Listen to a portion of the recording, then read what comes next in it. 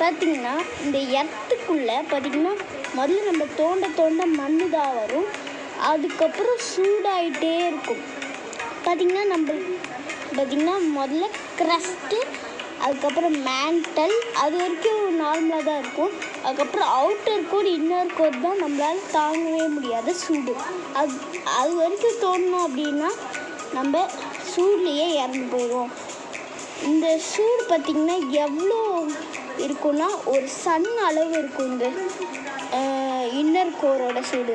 மட்டும் இல்லாமல் இந்த இன்னர் கோரை ரீச் பண்ணுறதுக்கு எவ்வளோ கிலோமீட்டர் மொத்தமாகும்னு கேட்டிங்கன்னா 6490 கிலோமீட்டர்ஸ். பார்த்திங்கன்னா இந்த இன்னர் கோரோட சூடு சோலார் சிஸ்டமில் இருக்கக்கூடிய சன்னோட வெப்பம் அதிகமாக இருக்கும் அப்படின்னு சொல்கிறாங்க.